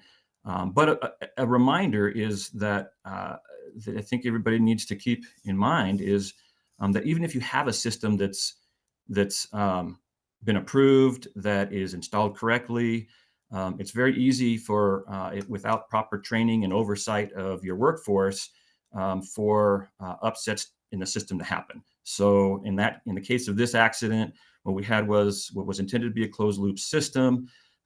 We had workers that were adapting that system because they thought it would be a better way to process the product there. So I'll go ahead into the next slide, and I'll talk a little bit about the different industries and how we cover them. The OSHA program covers, virtually all industries. So each of the different elements of the cannabis industry we do regulate. The agricultural and manufacturing sectors of the industry probably have the most hazards, where we've seen injuries, illnesses occurring, and where we've also found the most violations. And if we could go on to the next, please. So, so the OSHA program has been looking at the cannabis industry really since 2015 in the medical cannabis industry. Since that time, we've conducted inspections. We're not a permitting agency, so you're not required to, once you establish a business, contact OSHA to come out and make sure that that your facility is up to standards. Instead, because we're a very small agency, what we do is we select establishments to conduct inspections, and that can happen either through receipt of complaints, accidents that happen, or random selection of establishments to determine compliance. We've only conducted 23 inspections since 2015. Most of those inspections have been in the last couple of years since the commercial industry has come into place. And something that's interesting is that in the 23 inspections that we've conducted, 85% of those inspections we found violations of OSHA standards. That's considerably higher than all industries that we've inspected combined. We usually find around 60% of establishments in violation of one or more OSHA standards. So you can see that 85% in this industry is considerably higher. And I think the reason for that is that it's still an emerging industry. And I think new business owners, have a lot to think about in compliance with all the different regulations from different agencies. So I think that's the reason why we're seeing that higher number. And as I think as the industry becomes more aware of safety issues and works with OSHA, and as we conduct more inspections, we'll see that number come down so that more facilities are in compliance with OSHA rules. Of those 23 inspections, still a couple of those are open. We have found 126 total violations. And the average penalty for a cited employer to date is $26,000. So because we're a small agency and we only hit a small number of establishments, one of the major ways that OSHA ensures compliance is what we call a deterrent effect. So when we find violations, we issue penalties. We're what's called a first instance sanction agency, where employers are required to pay those penalties, even if the first time that they received an OSHA inspection. There's no such thing as a warning system with OSHA. So it's important to make sure you understand the rules, and if you don't and have questions, I'm going to provide some additional information on how to contact us and how you can get assistance from OSHA. So what types of violations since 2015 have we found in the industry? This is a list of the top 10. This is just here in New Mexico from our agency, the violations that we've issued citations for. The number one is respiratory protection.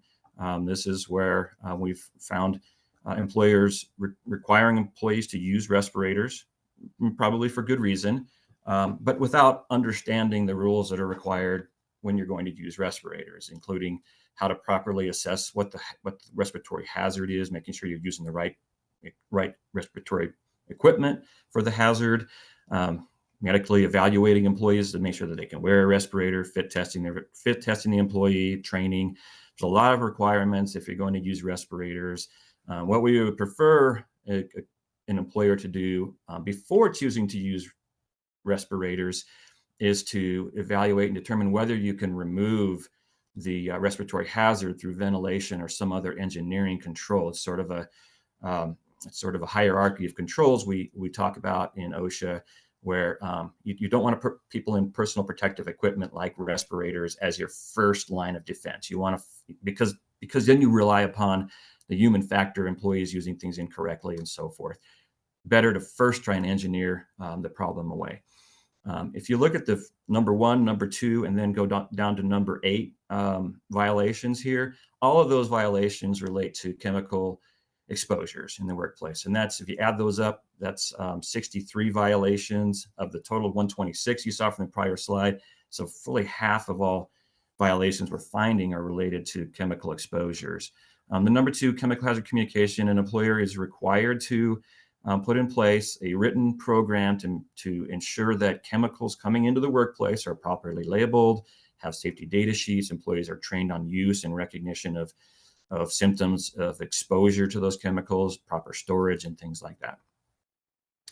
Number 3, electrical standards, something that the fire marshal's office mentioned earlier, making sure that your equipment is rated for certain types of operations, especially extraction operations. We found that extraction operations are using pumps bought from Harbor Freight that are not tested or designed or approved to be used with flammable materials. So electrical standards cover a range of things, proper use of equipment for rated areas. Also, bad cords, electrical panels, and outlets that are not properly covered. So you've got exposed electrical that create both fire hazards and shock hazards. Egress standards. If you notice from that video we just saw, not only were there several violations related to the use of the equipment, but there was also, if you notice, the employee that had the butane explode in his face. Also, when he tried to leave through the emergency exit, the exit was jammed and he wasn't able to get out. So you can see the importance of making sure that life safety code and egress standards and codes from both life safety code and fire code are followed. And it's not just initial inspection, everything's working right. It's recognizing that if something breaks down, if something is out of order, it's important to get those things fixed right away. If you notice the electrical standards, egress, housekeeping, fire extinguishers, flammable liquids, these things are, for OSHA, very similar, in fact, based on what you see from fire code, NFPA, and other codes that you're required to get permits for or inspections for as well. So we're looking at those codes specifically for the protection of employees. I won't go through each one of these, but these are the top 10. There are also a handful of other standards that have been cited in the industry. There's a whole set of standards that all cannabis employers are required to follow. If you're not sure how to follow those things, if you want help in making sure that you're complying with OSHA standards, I highly recommend that you take advantage of our OSHA consultation services. On the enforcement side, our inspectors come out. If they find violations, you're going to be fined. And as you saw from the averages, you could be fined fairly heavily. On the other hand, if you want assistance, contact our consultation program. The information's here, and we'll make sure that it becomes available to you if you're not able to access it by this slide here. Please let us know. Our consultants will come out, do a mock inspection, point out all the same things that our compliance inspectors would point out, but there's no fines associated with them. You are required to correct any hazards that are discovered, any non-compliance with OSHA rules, but our consultants will work with you to make sure that you're able to get those things done. But you are required to make those corrections. They'll also provide assistance in building your safety programs, in finding ways that you can more effectively communicate your policies and OSHA requirements to workers, so that accidents and that human behavior, that human element that you might have witnessed from that video, don't happen. Right? This is what we're trying to do: prevent accidents like that. So with that, that's the end of my presentation, and I'll look forward to, I think we probably have a couple questions here, and I'll look forward to answering those questions. And yeah, thank you very much. Thank you, Bob. Up last is Robert Sachs. He's the division counsel for the Cannabis Control Division. Hello, everyone. Thank you for making the time to be here for our presentation today. Like Andrea mentioned, my name is Robert Sachs. I'm the division counsel for the Cannabis Control Division. Andrea, next slide. Thank you. Our mission here at the CCD is to ensure the health and safety of all New Mexicans by responsibly licensing and regulating all commercial cannabis operations in the state of New Mexico. We administer a regulatory structure that encourages a robust, responsible, and legitimate cannabis market while preserving safe consumer access to cannabis by implementing strong enforcement measures to prevent illicit and unsafe cannabis activity. I believe that a lot of the former presenters touched on this point. Ultimately, our goal is that when another business comes to your business to buy your product, that they have confidence that the product that you're producing is safe, that the structure that they're in is safe, and everything is compliant. Just to give you all a background on the Cannabis Regulation Act, which authorized us to go ahead and issue licenses and allow an adult use market to actually thrive.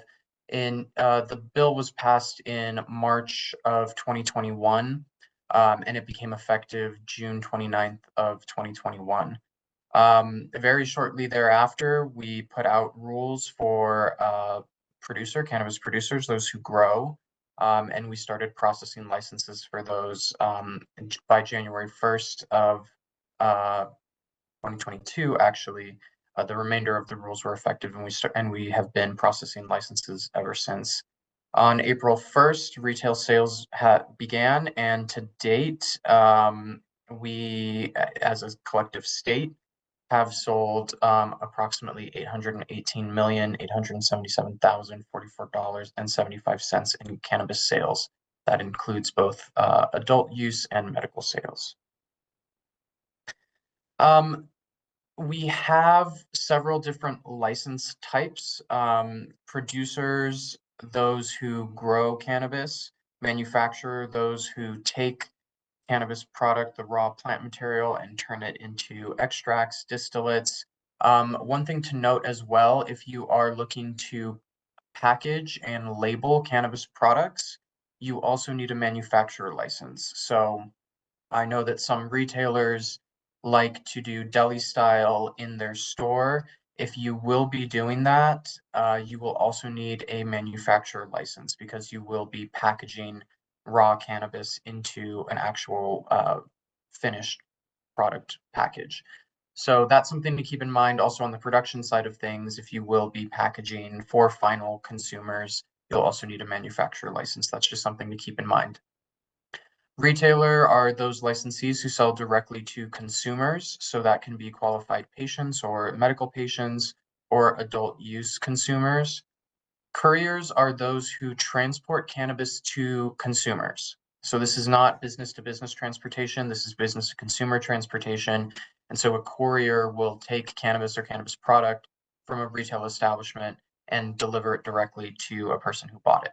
So if you want to think of Uber Eats or DoorDash or one of those kind of business models, that is similar to a courier.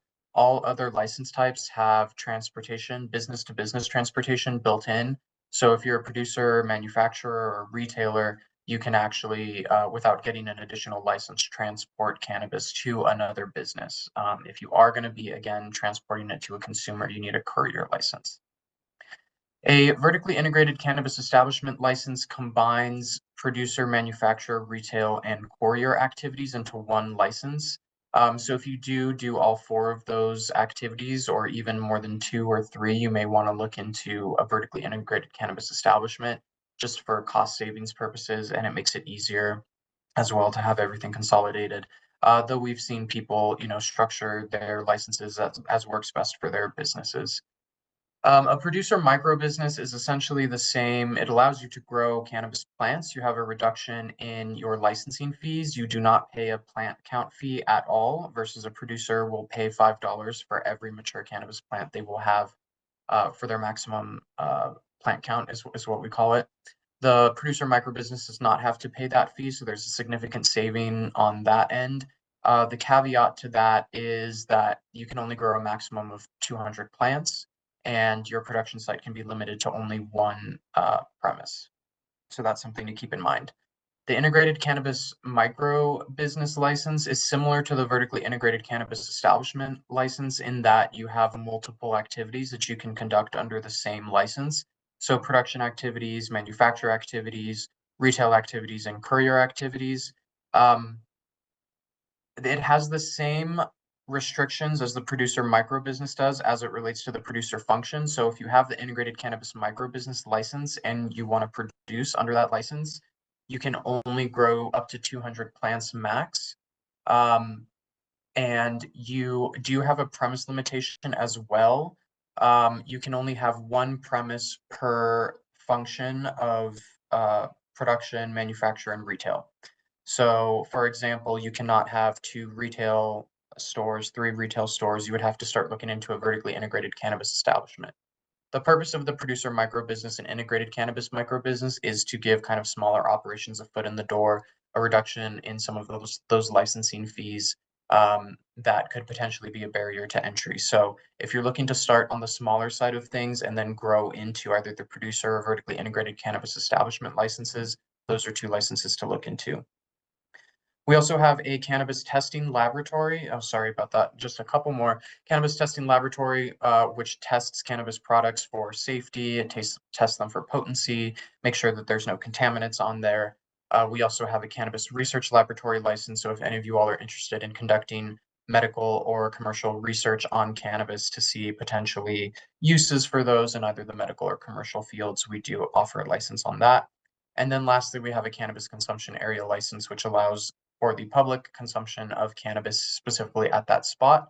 One thing to keep in mind is there are different regulations that your locality will actually play a role in as it relates to the D. Johnson Clean Indoor Air Act. So if you will have any sort of vapes or smoke consumption, you will need to comply with the D. Johnson Clean Indoor Air Act. Please reach out to your local jurisdictions on that. If you're only going to be having consumption of edibles and topicals without any sort of vaporization or smoke, that will not apply to you. On top of, so after we issue licenses to licensees, we do have a compliance team who goes out and ensures that everyone is following the rules. So I will say that I know that it's a lot of rules and regulations and things to know, but it is really, really important that you or someone on your team understands not only our regulations, but the regulations of every other presenter on this call. In the event that we find that someone is out of compliance, we do, we have multiple avenues of disciplinary action that we can take. For the most part, we do, for the more minor issues, want to ultimately help bring people into compliance. So we're willing to work with licensees, but in particularly egregious situations, we can issue fines, suspend, or revoke someone's license. So to date, we've conducted 742 randomized inspections. Of that, we found approximately 3,500 violations. So some of them are minor, stemming, from potentially lacking some written procedures or minor issues here and there, all the way up to pretty severe violations of bringing in out-of-state product, not tracking plants, for example. So this is a culmination of all the violations that we found. And we have initiated 29 administrative actions. And by administrative actions, we mean actions that we believe are so egregious that they deserve fines, suspension, or revocation. We also conduct investigations based on complaints that we receive. So when the division receives complaints, we have an investigatory team who will go out and investigate and see if there needs to be any sort of follow-up action. Like I said, we do have the authority to issue fines, suspend, and revoke licenses. And we follow the administrative process set out in the Uniform Licensing Act. So if we do want to issue a fine, suspend, or revoke, everyone will have an opportunity to at least request a hearing, where they can kind of plead their case and argue as to why our disciplinary action should not be taken. To date, we have issued 307, actually $470,000, $924.78. Last week, we issued another $100,000 fine. So most of the fines are not that large, but please keep in mind that per violation, we can fine anywhere from 1,000 to 2,000, and we can enhance those penalties depending on the egregiousness of the violations, depending on whether or not the licensee is willing to work with us.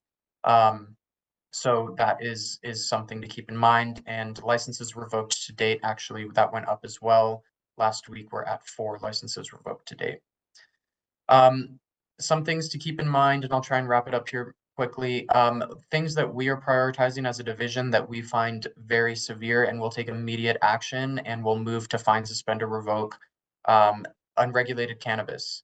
If it's coming from out of state, if it's coming from out of the country, if it's grown in New Mexico but not from a licensee, if it's not properly tagged, that is unregulated, that's illegal cannabis, and the division will move quickly to issue fines, suspend, or revoke a license. Cannabis with unknown origin, same thing. If it's not tagged, if it's not in our track and trace system, if there's a pile of cannabis that perhaps was grown in New Mexico, but we can't verify where it was grown, we will take action on that. Sales to minors. The only minor who should be consuming cannabis is one who has a qualified patient card. No adult use sales can be sold to minors, so we take that very seriously as well. Health and safety, if there's a threat to employees, a threat to the public by consuming your cannabis product, we will take that seriously. If we see mold, contamination generally, pesticides that shouldn't be used, we'll take action. And then as it relates to the other agencies that have been talking, a lack of business registration, lack of water rights, lack of food permit, any other regulatory requirement that you are missing, we will take seriously. Part of the reason of this presentation is to make sure that everyone is kind of aware of who you need to reach out to for what. And you cannot open your doors until you are compliant with all of the relevant regulatory agencies. So just because you have a cannabis license from us, or perhaps just because you have a business license from your local jurisdiction, does not mean that you can actually open your doors and start operating to the public. You have to make sure all the boxes are checked. And so if one of those boxes is not checked and you should not be operating, then we will move to make sure that you do not operate until you get into compliance. And other kind of common issues that aren't as severe, lack of standard operating procedures, improper tagging of plants. That's not to say that this is to say that they are tagged, but maybe it's stored in the same room, not connected to the plant itself, and improper labeling of finished cannabis products. I won't go over this too much. I think this presentation has kind of introduced you all to all of these relevant regulatory agencies, but do keep in mind that just because we are the Cannabis Control Division, we do not regulate everything related to your cannabis business. It's related to taxation. Please reach out to Tax and Rev, Water, the Office of the State Engineer, Food Safety, the Department of the Environment. So just keep in mind that we are happy to help as it relates to your cannabis license, but we do not regulate everything as it relates to your cannabis business. And here we have the contact information for both the director, Todd Stevens, who introduced himself at the beginning of this presentation, and also myself. And there at the bottom of the screen is the URL for our website. All of the information that we covered should be on our website with additional resources as well. So I encourage you all to check that out. Thank you so much. Thank you, Robbie. Now we're going to open it up to our question and answer session. We ran a little bit over, but we'll try to get all of your questions answered. So if you'll raise your hand, we'll try to unmute you in that order. You can also put your question in the chat, and we'll keep a running log of that. If we're not able to answer your question in the chat, we'll save those chats and get back to you afterwards.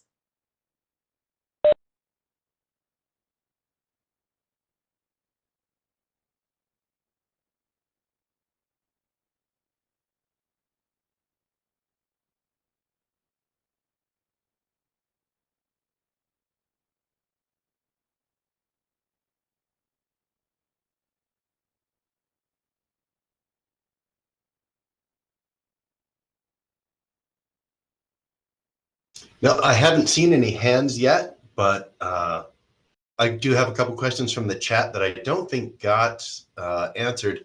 The first one, I think John Romero, Environment Department, this one might be for you. The question is, water use inside the city of Albuquerque for a producer license, are there any reclamation or recycle programs that need to be implemented?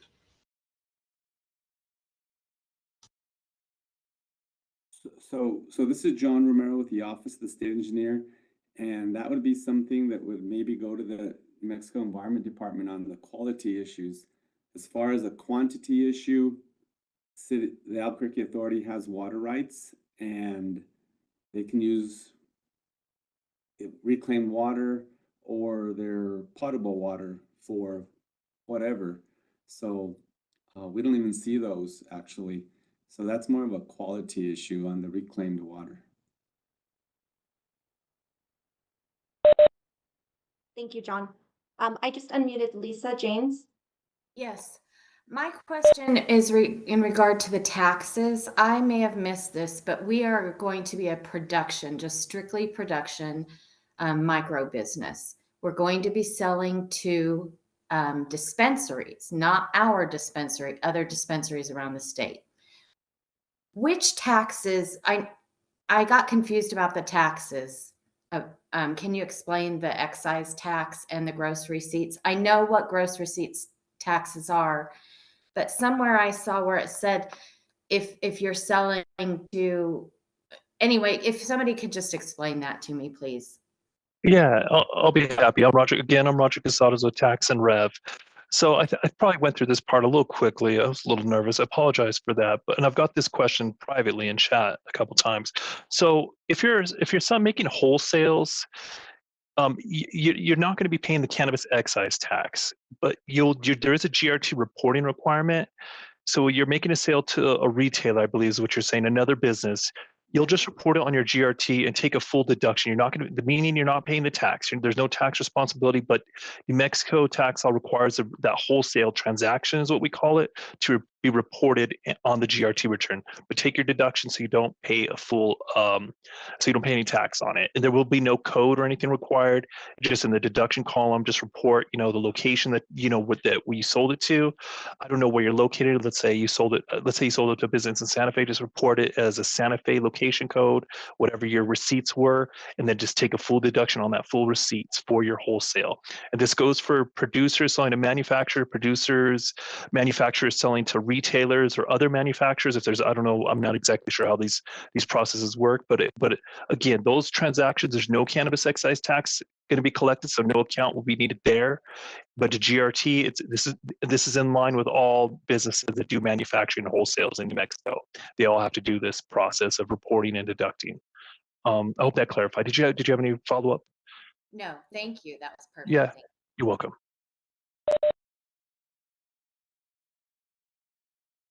I just requested that Tim Zamora unmute to ask his question.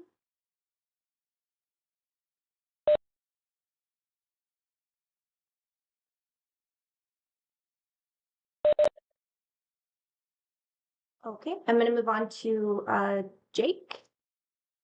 one question, because we're looking at having, well, we will have the integrated cannabis micro business, and I'm wondering for the actual retail location, if it can be similar to like our fruit stands or maybe a food truck, but the site location is approved. If there's anything like that, or if there's issues with that.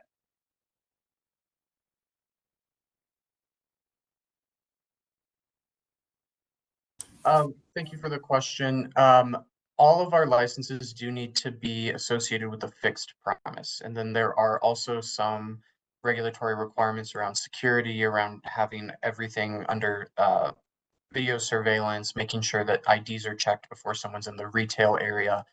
That really makes even having a parked food truck or a parked food stand on a retail site very difficult. We would not recommend that. We haven't been able to see anyone pull it off. Really just kind of a typical brick and mortar where there's a space for someone to walk in, have their ID checked, and then a secondary set of doors that then let them into the retail area. So I'd encourage you to take a look at our rules as it relates to retail premises, because it kind of lays out how a retail area should be structured.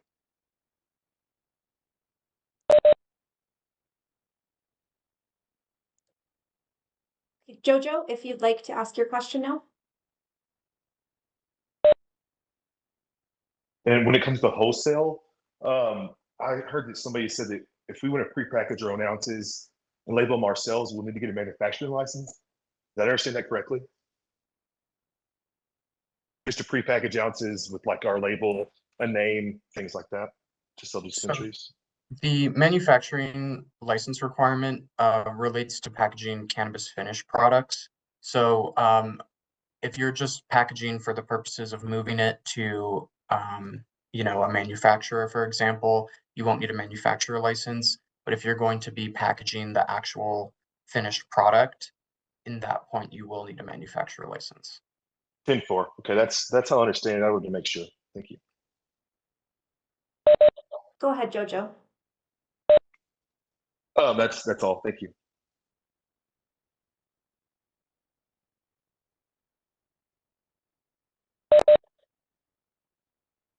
Reese, if you want to unmute and ask your question. But really, I do want to make a statement to Tax and Rev of a big, huge thank you. They got my NAICS codes updated very quickly, and I appreciate it. But that being said, I would suggest the CCD and Tax and Rev maybe get together. It seems like it's very confusing for us on our end to determine which code we need to update our taxes to. So that is kind of the only kind of a statement I have. Another thing is, as I'm renewing my license, I'm having a lot of trouble as far as finding out what the progress is. So I'm looking at my expiration date is at the end of this month, and I started at the beginning of the month, but I can't find anywhere where hopefully it's in progress and that I'm going to be renewed. So if there's anyone that can answer that question of who I can contact to maybe just get an update, because it's not on my RLD side, it shows me nothing except active.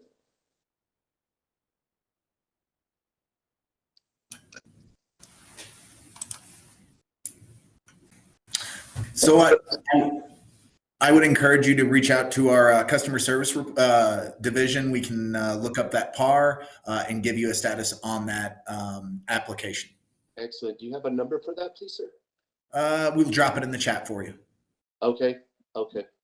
Thank you. And that's it, guys. Thank you. Thank you for your time today.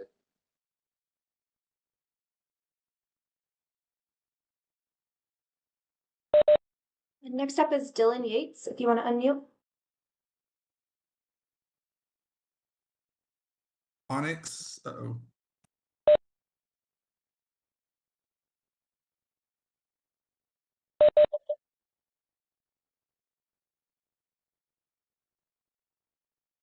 Okay, showroom cultivation?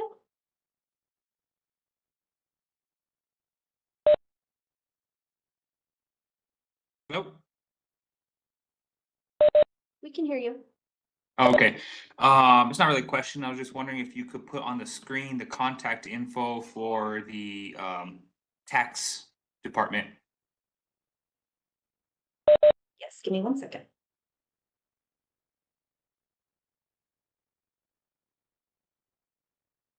There you go. Cool, that'll work. Thank you.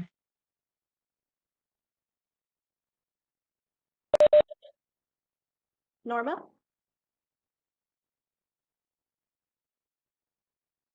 Is also for the New Mexico Taxation and Revenue Department.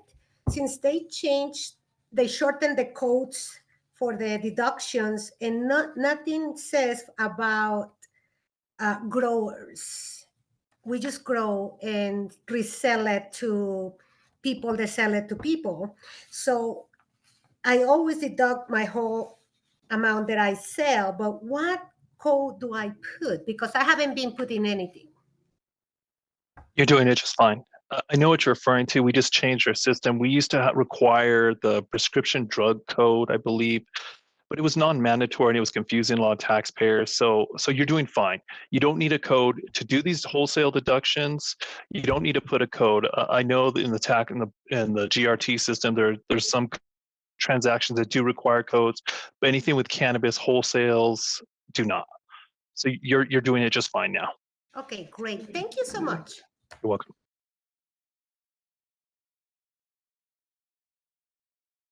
Mark? Rob?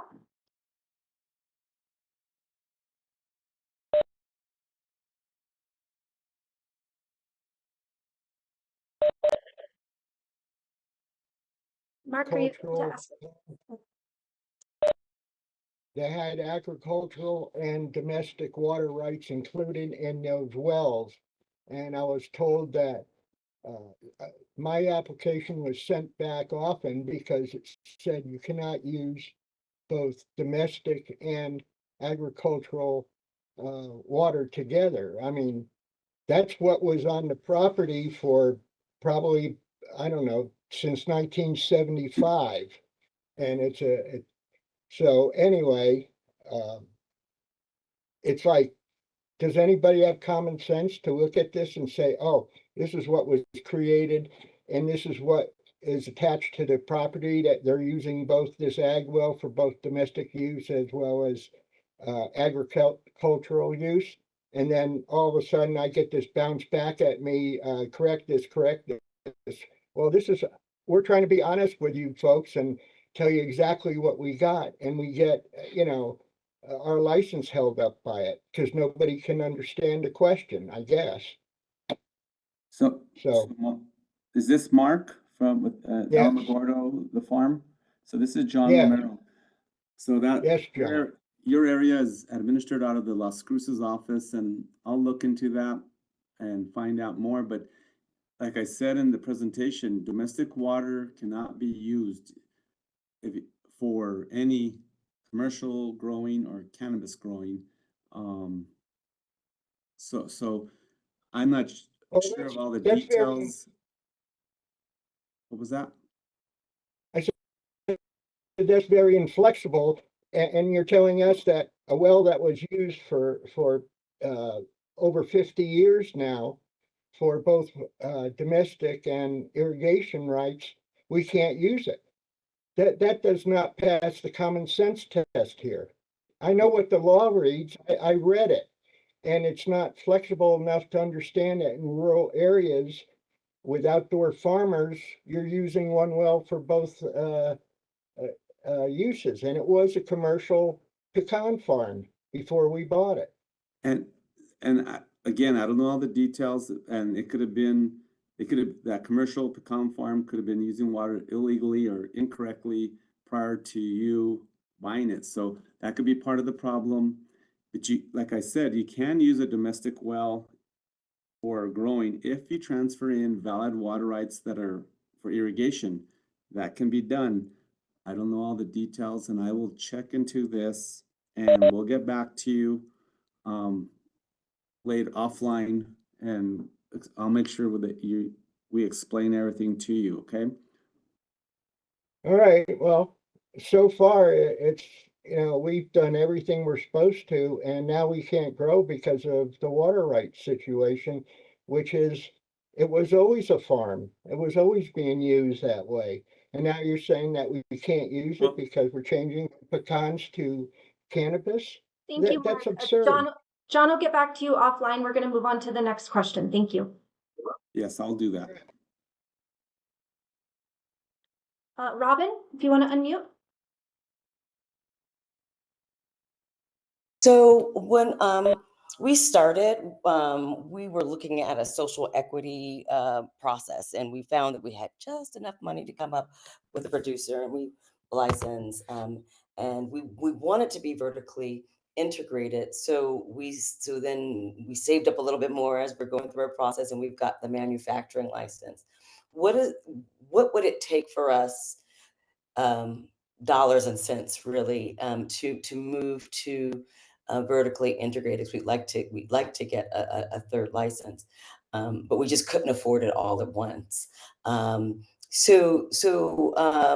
Do you have any suggestions? Like, should we wait until it's time to renew them all and try and what is the suggestion for us? Thank you, Robin. Typically, the division won't make any sort of direct recommendations as to what would make sense for your business. What we can do is point you in the right direction to kind of look at the information. So for a vertically integrated license, that's going to be a base license fee of $7,500 with an additional $1,000 for each premise. And keep in mind, vertically integrated, if you will have production, then we'll add the $5 plant fee. So if you are growing, if you want to move your plant count up to, let's say 400, that would be 400 times $5, and then that would be an additional fee that you would have to pay. So it really depends on how many plants you're looking to grow with your vertically integrated. In terms of making sure that if you are in the middle of your licensure period with your micro producer license and then want to move to a producer or a vertically integrated license, our licensing team will work with you to make sure that there's no kind of gap in licensure coverage. So we'll essentially turn off your producer license on the same day that we turn on your producer and vertically integrated license. So we'll just be in communication with you if you let us know that that's the route that you want to do. But all of our licensing fees and information can also be found on our website if you want to kind of take a look at both the producer, the vertically integrated, and then just keep in mind that plant count fee.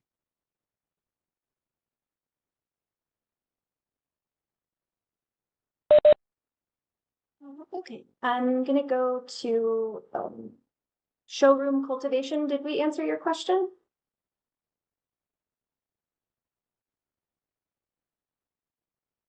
Okay, and then move on to Chris.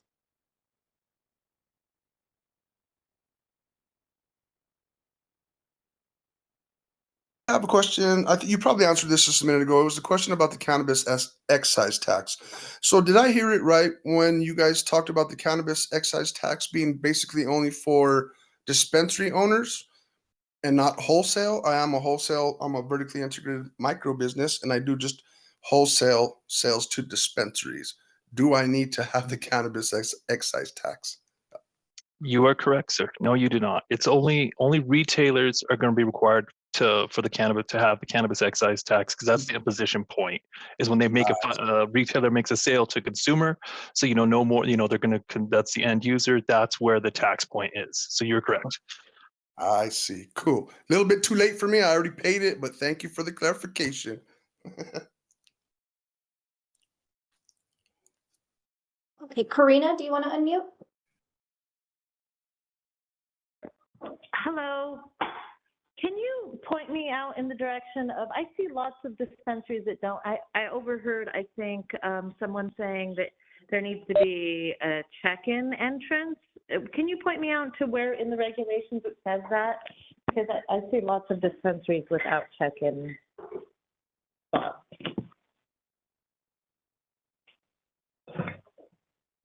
Hello. So all all of our regulations as it relates to retail areas are found in 1682 of the New Mexico Administrative Code. I'll put that in the chat.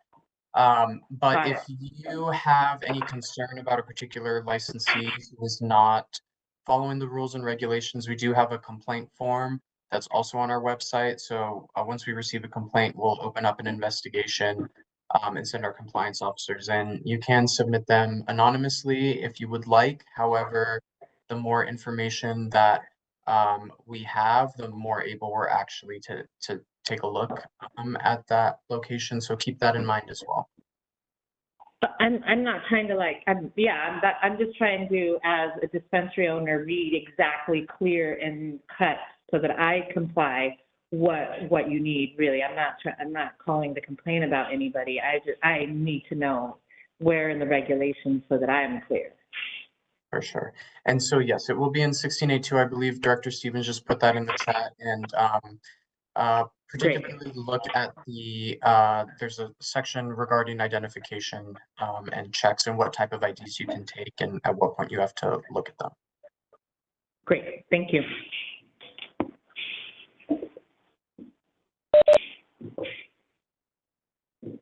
LeVar, if you want to unmute. You for hosting this this meeting.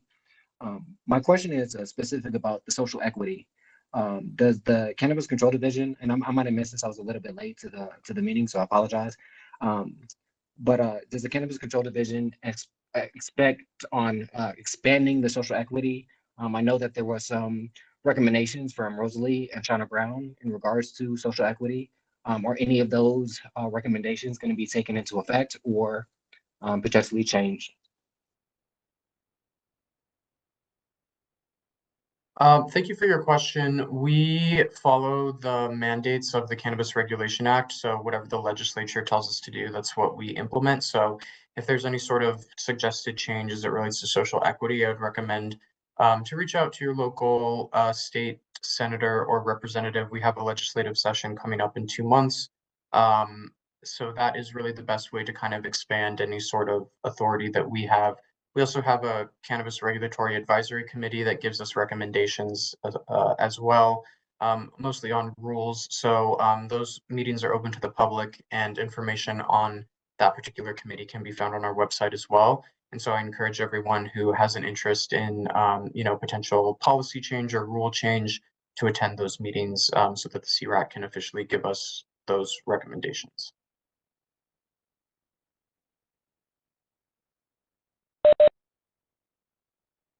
Jacob, if you'd like to unmute.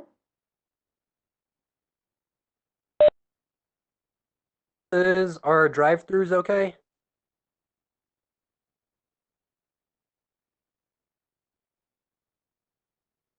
The state doesn't have any rules regarding drive-throughs. That is a local jurisdiction question. So wherever your location will be or is located, please reach out to them to see if drive-throughs are allowed generally and what the rules around those are. Thank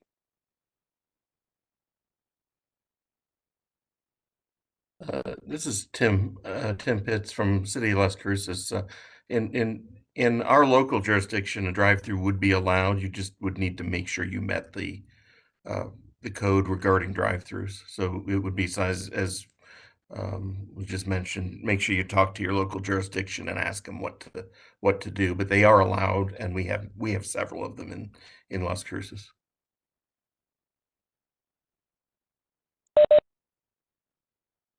Let me go back through the list one more time.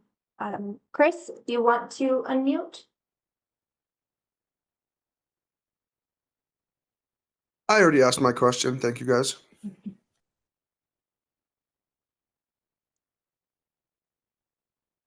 Dylan Yates? Awesome. Sorry about earlier. Yes, Dylan Yates, Always Aeroponics. I have 2 questions. The first one is over the tax. So we are a wholesaler, so I understand the excise and gross receipts. But is the non-taxable transaction certificate required? If not, is there any benefit to that? Can you kind of explain what that is? Second question is over hazardous waste. We are aeroponic growers, so we use no pesticides or soil, no medium to grow in. So our waste is primarily just stems, leaves, and some roots. Is that classified as hazardous waste? And if it's not, are we able to dump in the public dumps, or is there a specific SOP or procedure that we should be following regarding our waste?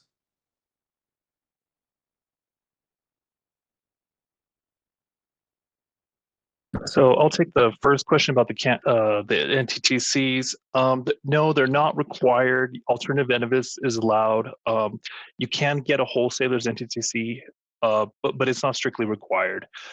I believe, I'm not exactly sure what NTTC code it is, but yeah, but you typically do not need one unless your buyer does request one. Awesome. So is there any benefit from to having one other than just someone may request it?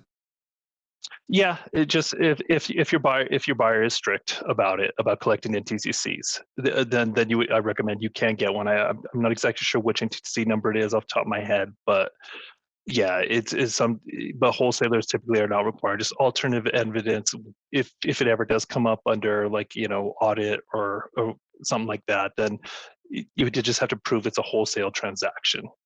Got it. Okay, cool. Then hazardous waste. If I've called around and no one can seem to give me an answer on this. I would treat stems, roots as hazardous waste. And the reason for that is even though they have low amounts of THC, we would still consider them to have some amounts of Delta 9, which we would consider you to dispose of them in a way that you would dispose of cannabis if you were destroying it. As far as the outdoor dumps, I'll need to look into that. I'm not totally sure about that. That would fall a little bit outside of our jurisdiction, but my team and I will look into that and get an answer for you. Cool. Can I just take your name down, Todd, and send you an email so that way we can stay in touch? Absolutely. Please do. The slide had my contact information, and I believe Andrea, our awesome MC, just flipped it back up there for you. Awesome. Thank you so much.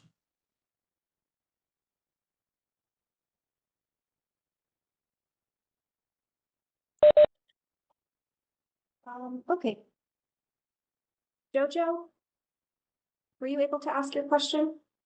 Oh, actually, it's funny. I have the exact same question about the hazardous waste. We're also trying to figure out exactly how to comply. And we also all aeroponics as well. So I'll take down the email and also send an inquiry. Thank you all. Thank you. Showroom cultivation. Yeah, that's another question for Mr. Sachs and Mr. Stevens. With the consumption lounges popping up in Albuquerque, is there a place like online? I've been trying to look on the website that we can verify that these places are licensed. Trying to kind of having trouble figuring out, which one of these lounges is legit and not legit. Is just wanted some guidance and help on that.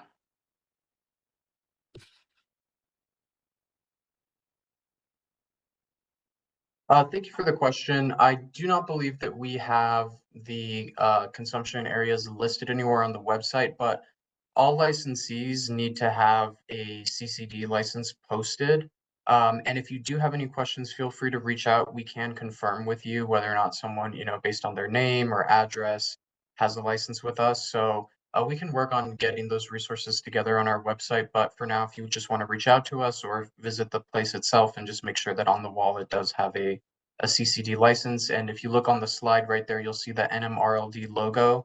Our licenses do have that logo on it, and we'll have a license number as well. So if you have any doubts, you can take down that license number and follow up with us as well.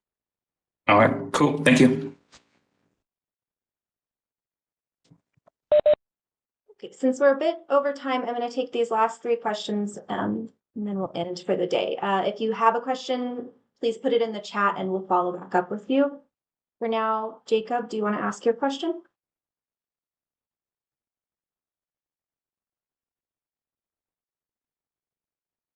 Okay, I'm going to move on to Corina.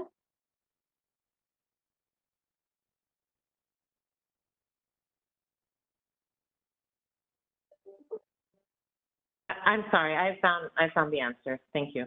Mhm. Jake? Yes, I was calling to see if there's clarification about the how to track the seeds specifically, and if they can go over that process as well as hemp seeds, and is there differentiation?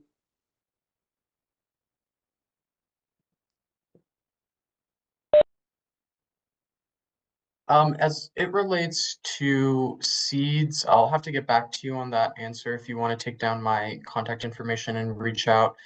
In general, hemp and cannabis, the way that we kind of look at it is we have to track um, cannabis from its origin. So if you have seeds that will ultimately go into the hemp market, I'll leave that to Jonathan and NMED to kind of walk you through what those processes are. But if you're going to be selling to a cannabis business or a cannabis consumer, then you need to make sure that you have a cannabis license and everything is tracked in BioTrack. The exact mechanism to track seeds, I'm not entirely sure of, but if you send us an email, we can get back to you on that.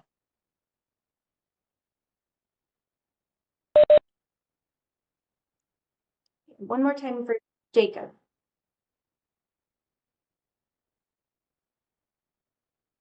Oh, I didn't have a question. I guess my hand was still raised. No worries. Looks like we had one more come in. I'm just gonna unmute Kiefer, and this will be the last one. Had a question regarding the display of products. It says that we're unable to sell it once it's taken out of the package. We're unable to destroy it. So I'm just curious as to what we're supposed to be doing with the displays.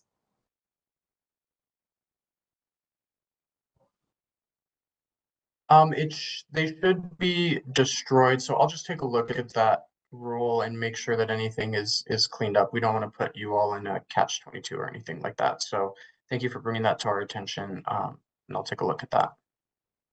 Okay, thank you.